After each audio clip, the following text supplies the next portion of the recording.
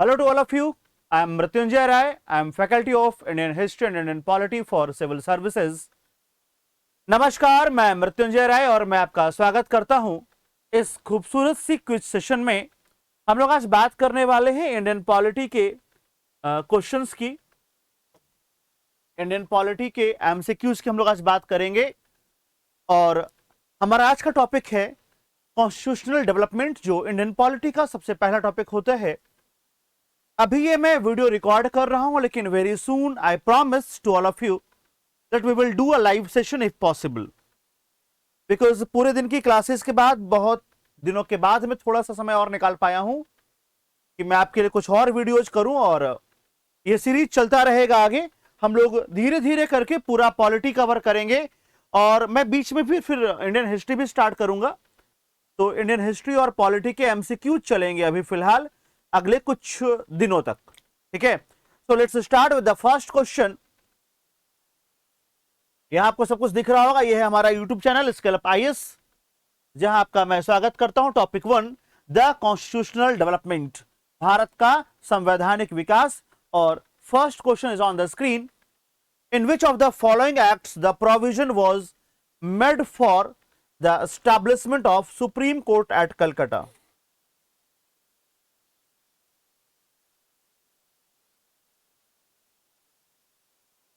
In which of the following acts the provision was made for the establishment of Supreme Court at Calcutta? मैं सवाल हिंदी में भी पढ़ देता हूं। निम्नलिखित में से किस अधिनियम में कलकत्ता में सर्वोच्च न्यायालय की स्थापना की गई? उसका पहला ऑप्शन है regulating act 1773, option B Pitt's India act, option C charter act 1813 और ऑप्शन डी चार्टर एक्ट 1833। ये सवाल यूपीपीसीएस मेंस का पूछा हुआ सवाल है और इसका सही जवाब है option A. The right answer is option A. Regulating act 1773 से ही हमारे देश में एस्टैब्लिशमेंट हुआ था कलकत्ता में पहला सुप्रीम कोर्ट। आप कहोगे सर सुप्रीम कोर्ट कलकत्ता में एस्टैब्लिश हुआ तो दिल्ली वाला क्या है? बेटा जो दिल्ली वाला है वो फेडरल कोर्ट ऑफ इंडिया है, या फेडरल कोर्ट ऑफ इंडिया था, जिसमें बाद में हमने कलकत्ता के सुप्रीम कोर्ट और फेडरल कोर्ट की शक्तियों को मर्ज करके उसे आज सुप्रीम कोर्ट बनाया।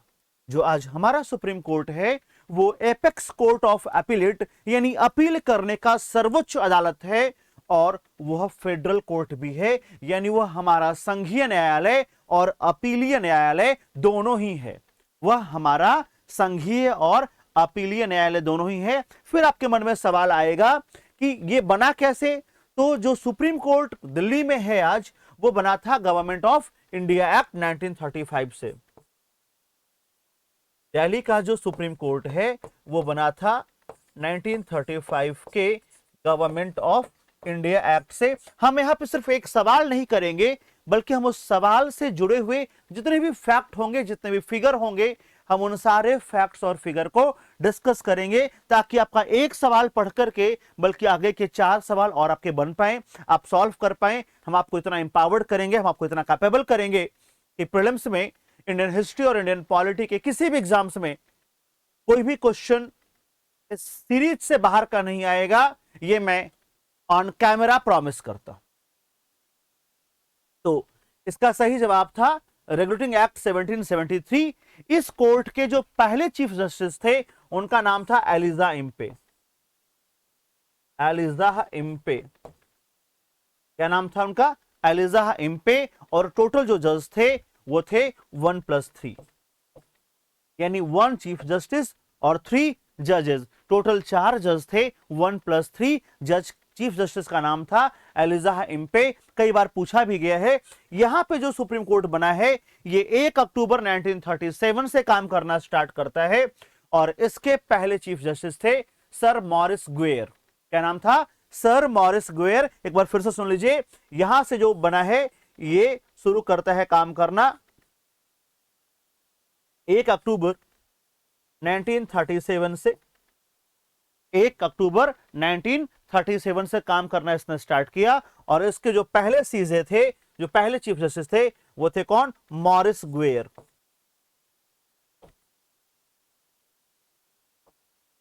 ओके, तो हम लोग चलते हैं अगले सवाल की तरफ। ये रहा नेक्स्ट क्वेश्चन आपके स्क्रीन पे।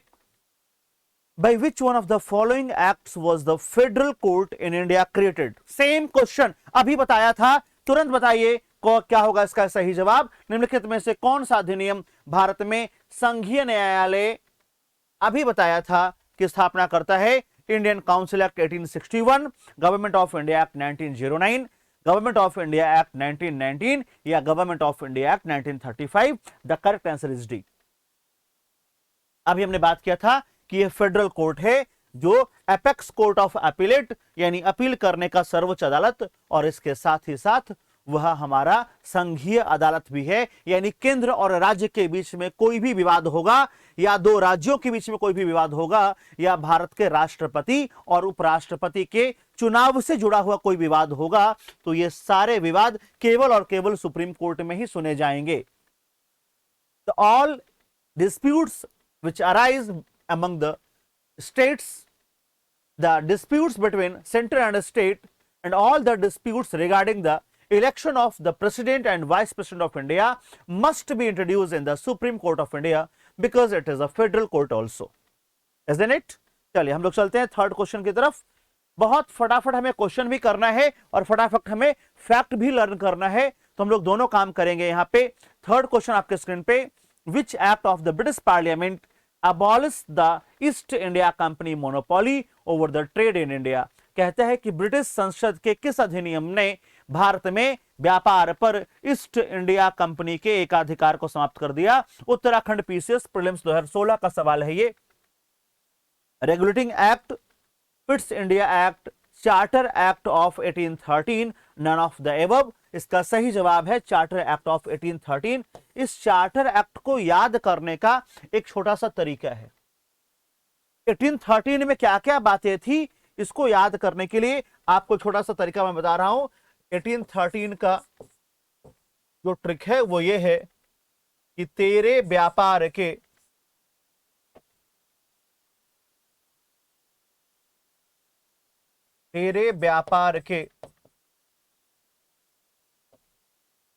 1 लाख रुपए मैंने धर्म में लगा दिए, धर्म में लगा दिए। ठीक है, इसे याद करने का एक तरीका क्या है? तेरे व्यापार के 1 लाख रुपए मैंने धर्म में लगा दिए। तेरे का मतलब होता है 13, यानी ये बात करता है 1813 के चार्टर एक्ट की। इसकी बात करता है ये 1813 के चार्टर एक्ट की। ये क्लास बाइलिंगुअल क्लास होगी, जिसमें Hindi medium and English medium both student will get benefited, जिसमें दोनों ही माध्यम के विद्यार्थियों को मैं आह्वाहित करता हूं, बुलाता हूं, और ताकि आप इसका लाभ ले सकें। तो मेरी कोशिश यही होगी। व्यापार का मतलब था कि trade monopoly was abolished. Trade monopoly was abolished. जब भी आप कोई भी एमसीक्यू सॉल्व कीजिए, उसका एक्सप्लेनेशन जरूर पढ़िए, बिना एक्सप्लेनेशन के सॉल्व मत कीजिए। ठीक है, उसको पता कीजिए कि उसके पीछे क्या है रियल लॉजिक। एक्सप्लेनेशन सॉल्व होना बहुत जरूरी है। Trade monopoly was abolished. ठीक है, व्यापारिक एकाधिकार समाप्त। क्या होगा ये? व्यापारिक एकाधिकार समाप्त। ध्यान दीजिएगा कि ये व्यापारिक एकाधिकार समाप्त हो गया था केवल 2 चीजों को छोड़कर, trade off T and China, चाय और चीनी के व्यापार को छोड़ करके यह व्यापारिक एकाधिकार समाप्त हो चुका था। चाय और चीनी के व्यापार का मतलब क्या है? The trade off T from India and entire trade off China. तो आप लिख सकते हैं एक्सेप्ट टी एंड चाइना, चीनी।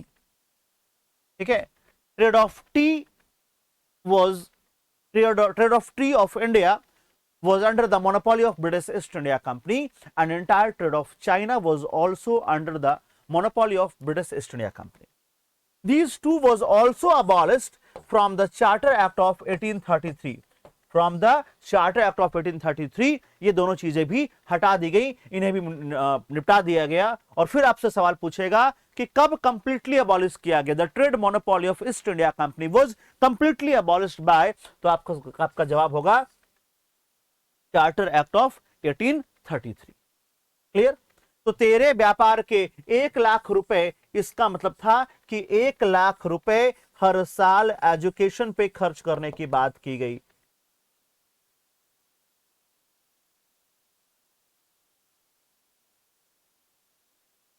हर साल 1 लाख रुपए भारतीयों की शिक्षा पर खर्च किया जाएगा, यह भी इसमें एक प्रावधान था। There was a provision that 1 lakh rupees per annum will spend over the education of Indians, and apart from that धर्म में इट मीन्स रिलीजियस प्रोपगेशन को अलाउ किया गया। इंडिया में क्रिश्चियन मिशनरीज को धर्म के प्रचार की आज्ञा दे दी गई, धर्म प्रचार की छूट मिली, धर्म प्रचार की छूट मिली। आप लोग पेपर और पेन लेके बैठिएगा, जो भी चीजें एक्स्ट्रा होंगी प्लीज नोट डाउन, ये आपको आगे काम आएगा। आपके पास पूरा एमसीक्यू सॉल्व करते करते कुछ इंपॉर्टेंट फैक्ट्स का एक ऐसा नोट्स होगा जो आपको बहुत काम आएगा एग्जाम्स में। इसलिए मैं कहता हूं कि ये सीरीज पूरा करने के बाद इंडियन पॉलिटी का कोई भी सवाल आपसे छूटेगा नहीं, ठीक है? और मैं आपको पूरा सीरीज कराऊंगा विदाउट एनी हिंड्रेंस। ओके, तो क्लियर है इतनी बात? 1813 होगा इसका। तो तेरे व्यापार के, तेरे मतलब 1813, व्यापार मतलब trade monopoly was abolished except tree and China. 1 lakh रुपए, 1 lakh rupees will spend over the education on every year, at every year, and religious propagation was allowed. Next question. Fourth, by which of the following act Legislative Council of India received the power to discuss the budget? मैं एक बार किनारे हो जाता हूं, हाँ, आप एक बार पूरा क्वेश्चन स्क्रीन पे देखिए। कहता है निम्नलिखित में से किस अधिनियम के द्वारा भारत की विधान परिषद को बजट पर चर्चा करने की शक्ति प्राप्त हुई? The Indian council act 1861, Indian council act 1892, Indian council act 1909, Indian council act 1919। इसका सही जवाब है इंडियन काउंसिल एक्ट 1892। बट आपको मैं यहां पे पूरा इस क्वेश्चन में जो 4 एक्ट आए हैं, बड़े इंपॉर्टेंट है चारों एक्ट, आपको मैं थोड़ी थोड़ी बातें इन चारों एक्ट की पढ़ाऊंगा अभी तुरंत, ठीक है?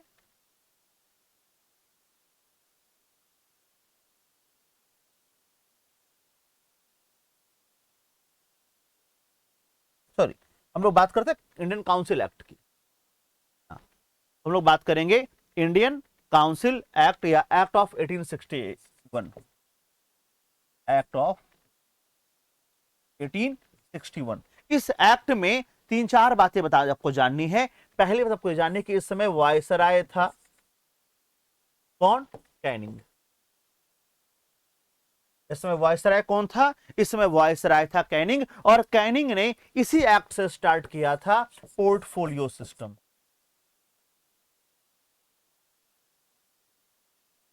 Portfolio system was introduced in India by the act of 1861। यह भी सवाल कई बार पूछा गया है, आपसे कई बार पूछा जाएगा कि किसने स्टार्ट किया, तो कैनिंग ने। किस एक्ट से स्टार्ट किया? तो एक्ट ऑफ 1861, ठीक। इसके अलावा जो है इसने थोड़ा सा डिसेंट्रलाइजेशन के लिए भी काम किया है। 3 इंडियन मेंबर्स को नॉमिनेट किया गया है लेजिस्लेटिव काउंसिल में, तो लिख लीजिए 3 Indian members were nominated in legislative council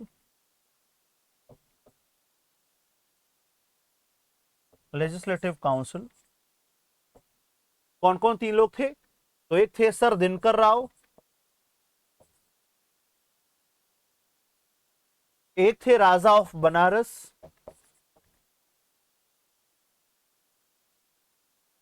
और थर्ड थे महाराजा ऑफ पटियाला। यह भी एक क्वेश्चन कई बार पूछा गया है।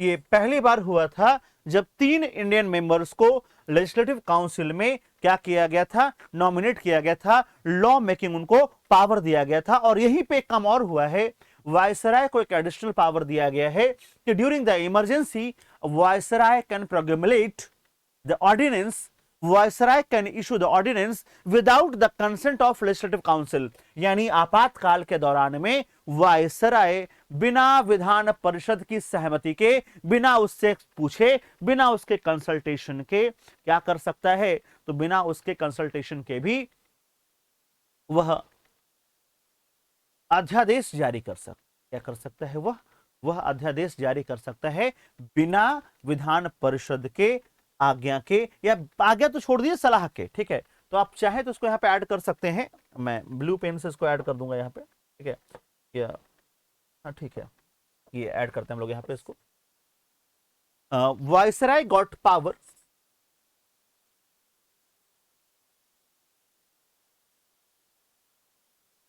अच्छा, आप लोग एक चीज और है कि कैसा लगा वीडियो, किस तरह से आप इसमें और एड ऑन चीजें चाहते हैं, प्लीज मुझे कमेंट करके बताया करें। और आपका कमेंट मैं पढ़ता हूं, पर्सनली मैं रिप्लाई करता हूं आपके कमेंट को, तो आपका कमेंट आपके लिए और मेरे दोनों लिए बेनिफिशियल होगा। So please let me know your feedbacks as soon as possible. Okay, viceroy got power to issue the ordinance during the emergency.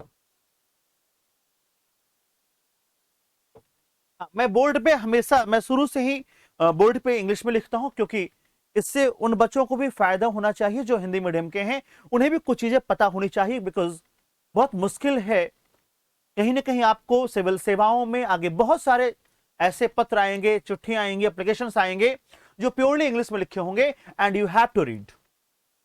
तो भाषा कभी भी आपके लिए कोई बाधा नहीं बननी चाहिए, ये मेरा प्रयास होता है। इसका मतलब था कि अब वायसराय को यह शक्ति मिल गई कि वायसराय बिना किसी विधान परिषद के सलाह के क्या कर सकता है, आपातकाल के दौरान अध्यादेश जारी कर सकता है। ठीक है, अगला एक्ट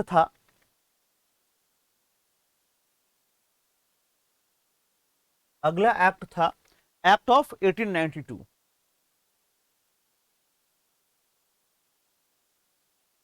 इसमें कुछ खास नहीं है, आपको इसमें सिर्फ एक ही बात जानना है कि power of legislative council to discuss the budget and asking question from the executive. तो लिख लीजिए इस बात को, power of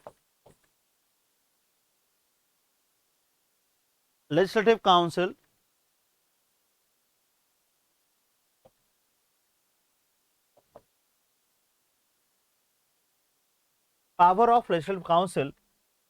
to discuss over the budget and can ask a question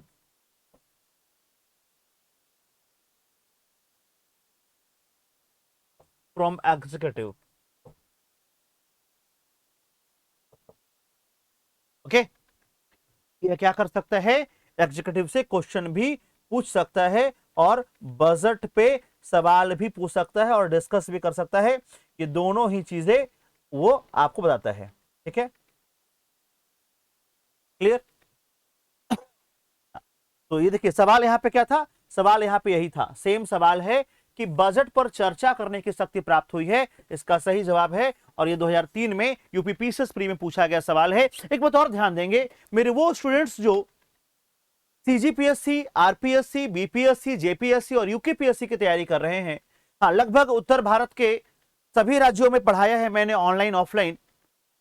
तो उनके लिए भी ये सारे क्वेश्चंस इंपॉर्टेंट हैं, बिकॉज अगर किसी को भी कहा जाएगा ना कि पेपर बनाओ, तो वो भी यही काम करेगा, पास्ट ईयर के पूछे गए तमाम डिफरेंट डिफरेंट कमीशन के क्वेश्चंस को उठा करके आपके पेपर में सेट कर देगा। इसलिए कमीशन चाहे जो भी हो, टॉपिक वाइज सारे क्वेश्चन मैं आपको सॉल्व करा रहा हूं विथ डिटेल्ड एक्सप्लेनेशन। हम लोग अब बात करने वाले हैं इसकी, एक्ट ऑफ 1909। ये आपको पता होगा, इस एक्ट को गवर्नमेंट ऑफ इंडिया एक्ट कहते हैं। इस एक्ट को मॉर्ले मिंटो एक्ट भी कहते हैं, मॉर्ले मिंटो एक्ट, क्योंकि ये मार्ले मिंटो रिफॉर्म्स पे बना हुआ था।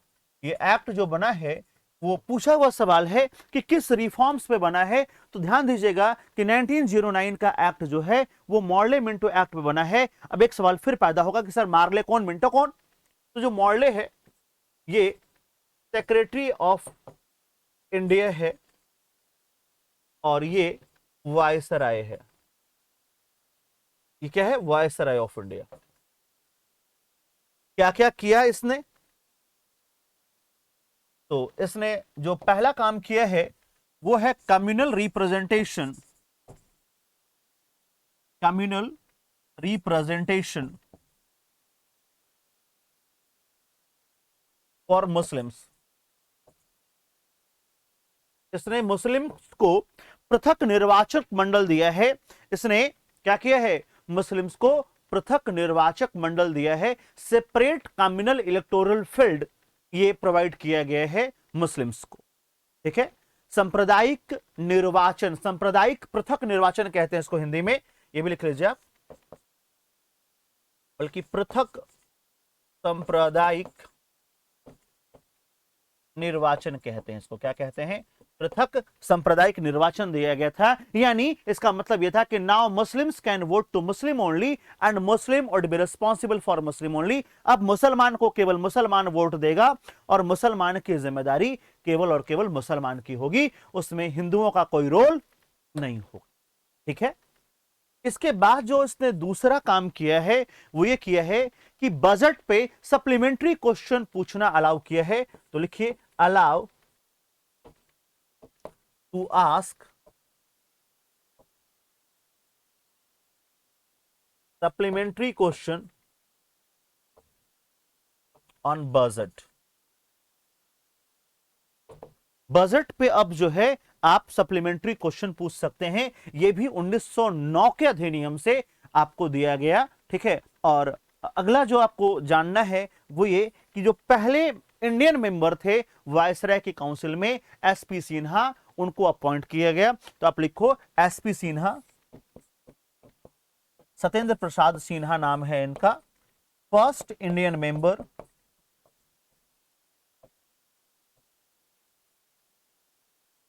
कहां पे?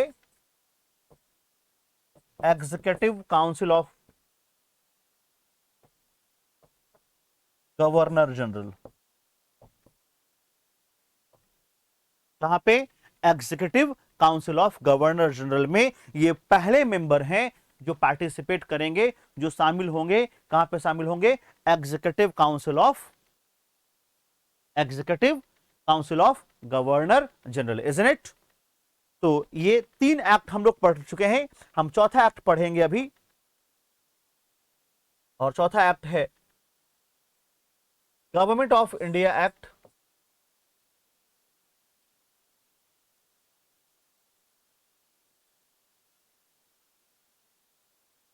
1919। गवर्नमेंट ऑफ इंडिया एक्ट 1919, इसको हम लोग कहते हैं मॉन्टेग्यू चेम्सफोर्ड रिफॉर्म्स, या ये बना कैसे है? On the basis of Montagu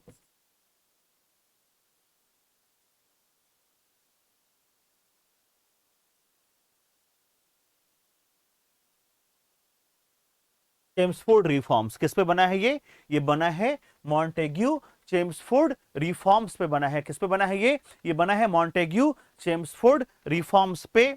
और मॉन्टेग्यू कौन था और चेम्सफोर्ड कौन था? सेम बात है, जो मॉन्टेग्यू है वो सेक्रेटरी ऑफ इंडिया है और ये वायसराय। ठीक है, वायसराय ऑफ इंडिया है। क्या क्या किया गया इसमें? इसमें जो पहला काम किया गया है वो ये किया गया है कि रिस्पॉन्सिबल गवर्नमेंट आएगा, ये पहली बार कहा गया। ठीक है, तो कहा गया कि रिस्पॉन्सिबल गवर्नमेंट आपके यहां भी आएगा।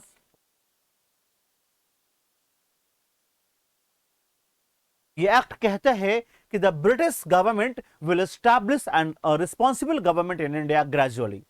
कहा कि धीरे धीरे हम आपके यहां भी क्या लाएंगे? तो रिस्पॉन्सिबल गवर्नमेंट की स्थापना करेंगे, ये कहा गया। दूसरा, इसमें आपको लिमिटेड वोटिंग राइट मिला है,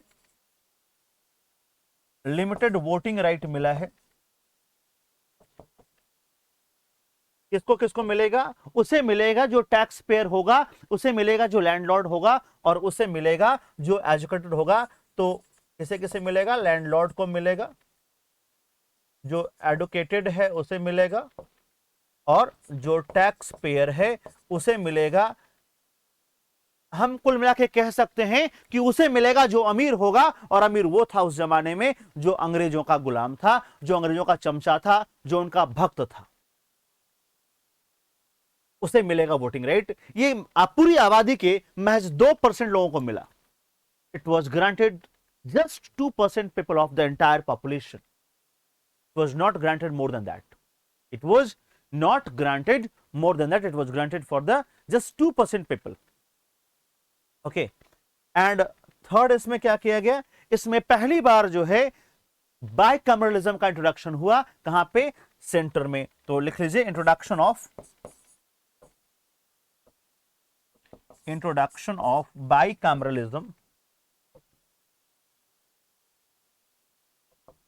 बाइकैमरलिज्म इन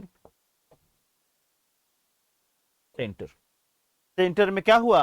पहली बार बाइकैमरलिज्म को स्टैब्लिश किया गया, और यही उस टाइम है जब सेंट्रल पब्लिक सर्विस कमीशन को स्टैब्लिश किया गया था। हालांकि बहुत सारा काम इसमें और किया गया था। सेंट्रल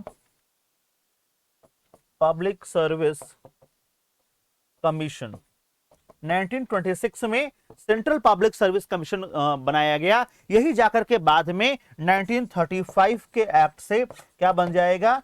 एफपीएससी या UPSC, federal public service commission या यूनियन पब्लिक सर्विस कमीशन, संघ लोक सेवा आयोग बनेगा 1935 के एक्ट से। तो ये था आपका ये सवाल। इसके मैंने चारों एक्ट्स 1861, 1892, 1909 और 1919 को पूरा आपको पढ़ाया है। तो ये सिर्फ एक क्विज सेशन नहीं है, बल्कि ये नॉलेज एनहांसमेंट सेशन है। Know your knowledge, check your knowledge, check your depth of knowledge, ये वो सेशन है। आइए मैं आपके लिए अगला सवाल पढ़ता हूं, question number 5। The federal court of India was establish in which of the following year? कहता है कि भारत में फेडरल कोर्ट कब स्टैब्लिश किया गया। अभी आपको मैंने ये वाला सवाल कराया था पीछे। अब देखिए ये सवाल है यूपी पीसीएस मेंस 2015 में, क्योंकि 2018 में वहां का सिलेबस चेंज हुआ था। उसके पहले मेंस भी वहां पे क्या है, यूपी में क्या था, मेंस भी ऑब्जेक्टिव था। ठीक है, तो इसका सही जवाब है 1937। आपको मैंने थोड़ी देर पहले बताया था कि 1 अक्टूबर 1937 से स्टार्ट हुआ था। आइए छठे सवाल की तरफ चलते हैं हम लोग। छठा सवाल कहता है, छठा सवाल देखिए बोर्ड पे आपके स्क्रीन पे है। ये आईएएस प्रीलिम्स 2017 का सवाल है। यूपीएससी के सवाल बड़े आसान होते हैं, बड़े आसान। मैंने अभी आपको कराया था यूपीएससी के सारे पेपर्स 2022 वाले, सारे सवाल आपको मैंने सॉल्व कराए थे, वो भी आप जाके देख सकते हैं। और अभी मैंने पोस्ट किया है कुछ दिन पहले यूपी पीसीएस का हिस्ट्री का मेंस, वो 4 सीरीज में है, आप वो भी जाके देख सकते हैं। ठीक है, तो in context of Indian history the principle of dyarchy refers to, भारतीय इतिहास के संदर्भ में द्वैध शासन क्या संदर्भित करता है? कॉन्सेप्चुअल सवाल ये पूछता है कि भैया तुम जानते हो कि डायरकी क्या होता है?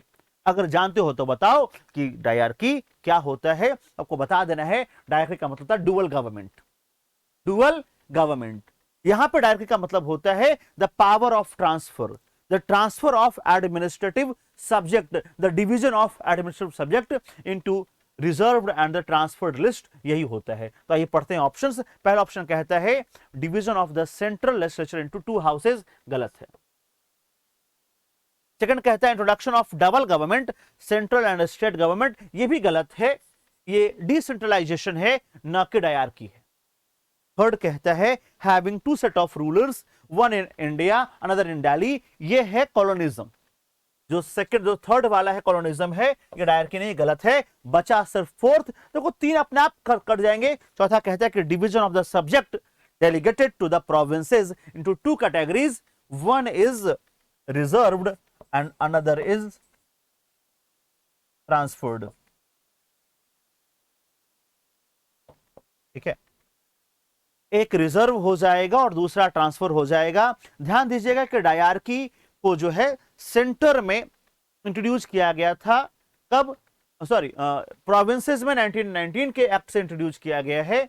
एंड सेंटर में 1935 से। आपको मैं लिखवा देता हूं, बल्कि लिख लीजिए इस बात को। Dyarchy was introduce in provinces by Government of India Act 1919 and in center by Government of India Act 1935 by the Government of India Act 1919 provinces got autonomy.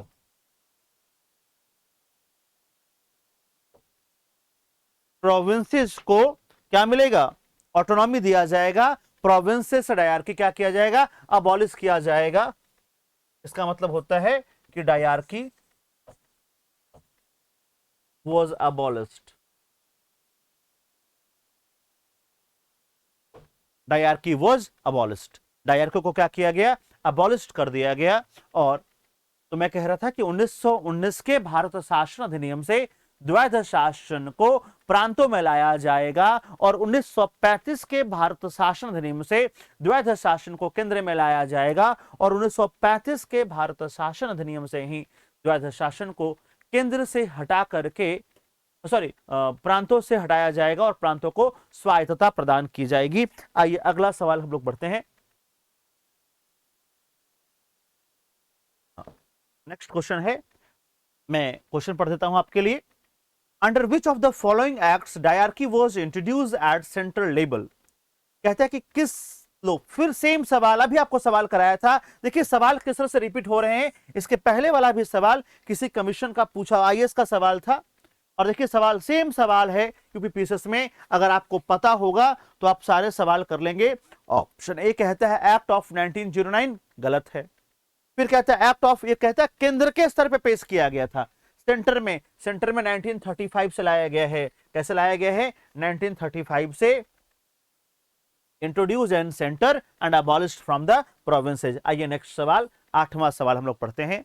Which of the following act set up the dyarchy system at the central level. Same question है, 1935 इसका जवाब होगा। यह सवाल देखिए UPPCS में 2014 में पूछा गया है। देखिए सवाल किस तरह से रिपीट होता है आपको मैं बता दूं कि लगभग यूपीपीसीएस के 38 से 40 सवाल हर साल रिपीट होते हैं। 38 to 40 क्वेश्चंस आप जेब में रख के जा सकते हो एग्जामिनेशन हॉल में। इतने क्वेश्चन हर साल रिपीट होते हैं। और वो बच्चे जो पढ़ने में बड़े स्मार्ट ब्रिलियंट होते हैं, फिर भी उनका पीटी नहीं हो पाता, उसकी वजह है कि वो पास्ट ईयर का रिवाइज नहीं करता। वो पास्ट ईयर रिवाइज नहीं करेगा तो बहुत दिक्कत है। पास्ट ईयर को रिवाइज करना कंपलसरी है।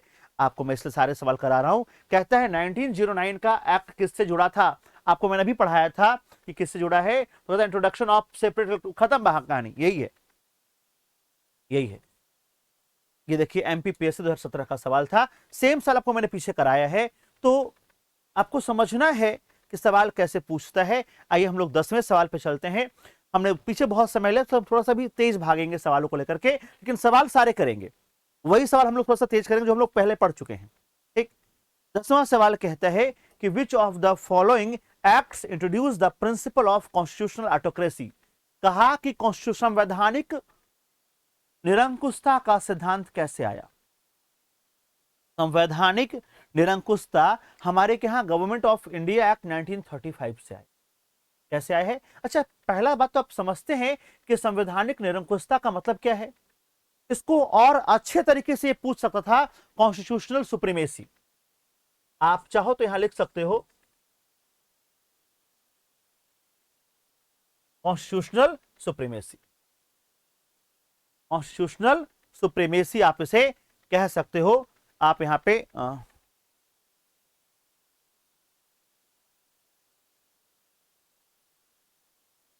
सुप्रीमेसी आप कह सकते, ठीक है।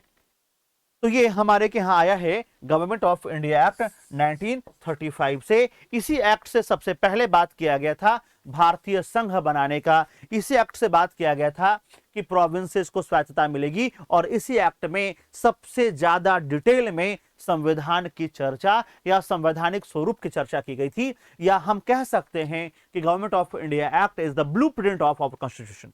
इसे हम लोग क्या कहते हैं? Blueprint of our constitution. क्या कहते हैं सब लोग? सब लोग कहते हैं कि हमारे संविधान का क्या है? ब्लूप्रिंट है। ठीक है, आप जरूर बताइएगा कि ये सेशन आपको लाइव में चाहिए या रिकॉर्डेड से काम चल जाएगा। क्योंकि लाइव में क्या होता है कि कई बार आप बहुत सारे मैसेज करते हैं और उन मैसेजेस पे ना चाहते हुए भी ध्यान जाता है, उन मैसेजेस को पढ़ना पड़ता है और थोड़ा सा वो टाइम कंज्यूमिंग होता है। ठीक है, तो मैं बचना चाहता हूं इन चीजों से। हम लोग मुद्दे की बात करना चाहते हैं। हाँ, यहाँ पे एक चीज और होता है कि आप अपने आप को जज कर पाते हैं। तो जब सवाल मैं पढ़ता हूं उसमें आप सोच रहे कि हाँ आपका जवाब क्या है। आप पेपर पेन लेके बैठिए, आप चेक कीजिए कि आपके कितने सवाल सही हो रहे हैं और कितने सवाल गलत। आप लिखिए बाकायदा कि 10th का बी, इसका सी, उसका डी, आप लिखिए पेपर पेन पे लिखिए। उसके बाद आप चेक कीजिए कि हाँ आपका जवाब क्या था और क्या सही जवाब था। तो आइए हम लोग पढ़ते हैं 11वां सवाल। The Indian legislature was made bicameral for the first time. पहली बार भारतीय विधानमंडल को द्विसदनात्मक बनाया गया। उत्तर प्रदेश लोक सेवा आयोग के मुख्य परीक्षा में पूछा हुआ सवाल है सन 2008 में। Indian council act 1892, Indian council act 1909, the government of India act 1919 and the government of India act 1935। इसका सही जवाब है गवर्नमेंट ऑफ इंडिया एक्ट 1919। आपको मैंने पीछे भी पढ़ाया था ये वाला, ये आपको याद आ रहा होगा।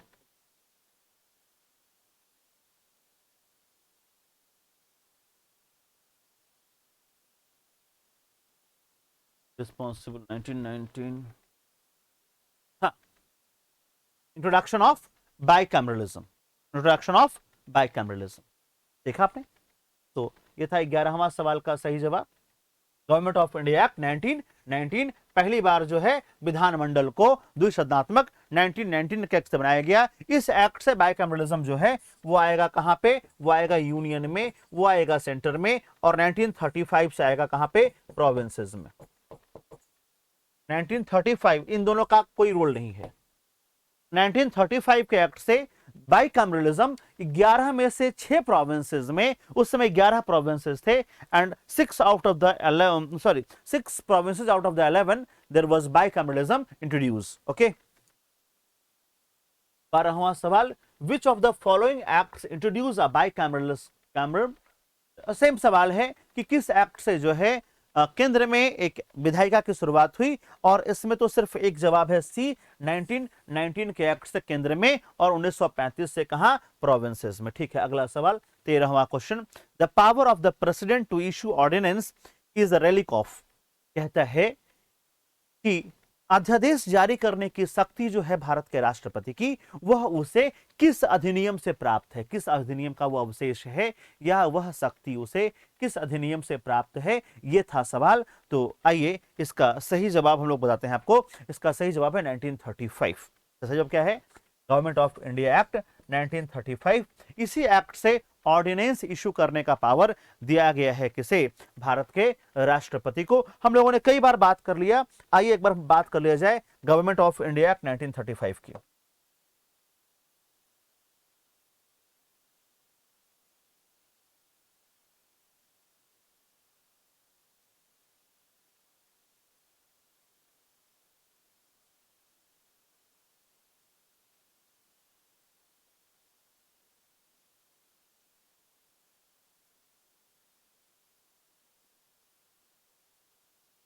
ठीक है, आइए। ठीक है, हम लोग बात करेंगे गवर्नमेंट ऑफ इंडिया एक्ट 1935 की। क्या क्या आया इस एक्ट से? तो सबसे पहले तो ये क्या है? Blue print of constitution. Blue print है ये कॉन्स्टिट्यूशन का। इसमें 321 आर्टिकल थे जब ये बना था, और 10 शेड्यूल था। क्या था इसमें? 321 आर्टिकल, 10 शेड्यूल था। ये पहली बार बात करता है formation of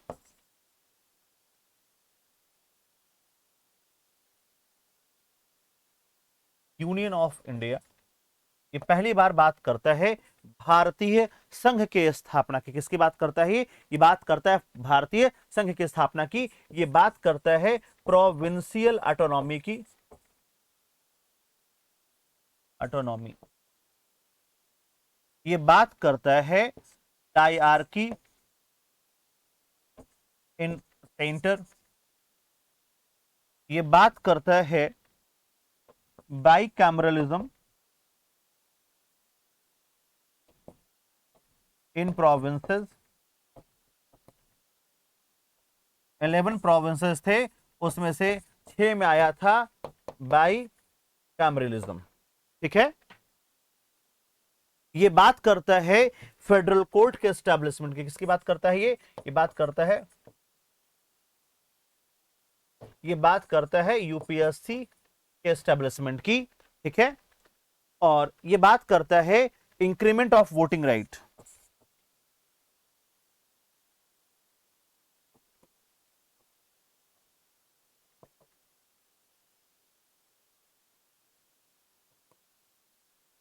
increment in voting rights. ठीक है। तो आइए अगला सवाल हम लोग देखते हैं, आपके स्क्रीन पे है। Next question, which act for the first time made it possible for Indians to take some share in the administration of their country. किस अधिनियम ने पहली बार भारतीयों के लिए अपने देश के प्रशासन में हिस्सा लेना संभव बनाया था? ध्यान दीजिएगा, यह सबसे पहले चार्टर एक्ट ऑफ 1833 से आया था। इस एक्ट ने पहली बार सिविल सेवा प्रतियोगिता परीक्षा ओपन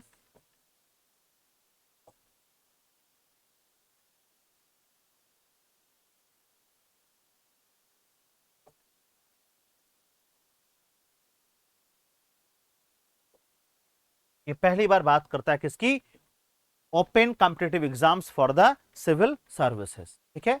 तो ऐसा पहली बार हुआ था कि ओपन कॉम्पिटिटिव एग्जाम हुआ था किसके लिए? सिविल सेवाओं के लिए। हालांकि ये हो नहीं पाया, इसको हमने बाद में फिर 1853 के एक्ट से किया है, लेकिन इसका सही जवाब 1833 का एक्ट है। और यह सवाल 2012 के यूपीपीएससी से पूछा गया है। आइए हम लोग बात करते हैं 15वें सवाल की। The distribution of power between the center and the state as in the Constitution of India is based on which of the following plans? कहता है कि भारत के संविधान में केंद्र और राज्यों के बीच जो शक्तियों का वितरण हुआ है, जो शक्तियों का विभाजन हुआ है, वह किस योजना पर आधारित है? तो इसका सही जवाब है गवर्नमेंट ऑफ इंडिया एक्ट 1935। यह है इसका सही जवाब, क्योंकि इसी एक्ट से जो है 3 तरह का लिस्ट बना था, union list, state list and concurrent list. ठीक है। जिस समय यह बना था उस समय यूनियन लिस्ट में 59 सब्जेक्ट थे, यहां पर 54 था और यहां पर 36 था। लेकिन आज बढ़ते बढ़ते इनकी संख्या बढ़ चुकी है। यहां पे 98 है, यहां पे 59 है और यहां पे 52 है। ये आज है, ये जब बना था 1935 का एक्ट तब ये वाली स्थिति थी। ठीक है। तो यहां पे आपके 15 सवाल हो पाए। हालांकि मेरी कोशिश थी कि आपको मैं कुछ ज्यादा सवाल करा पाऊं, लेकिन समय की बाध्यताएं हैं मेरे साथ, ऑफलाइन भी पढ़ाना होता है और मैं कोशिश करूंगा कि आगे से और भी ज्यादा सवाल आपको मैं करा पाऊं, क्योंकि शुरुआत में बहुत लंबे लंबे एक्सप्लेनेशन हुए हैं, इस वजह से टाइम ज्यादा कंज्यूम हुआ है। फिलहाल के लिए यहीं तक, हम लोग आगे फिर मिलेंगे। तब तक के लिए धन्यवाद।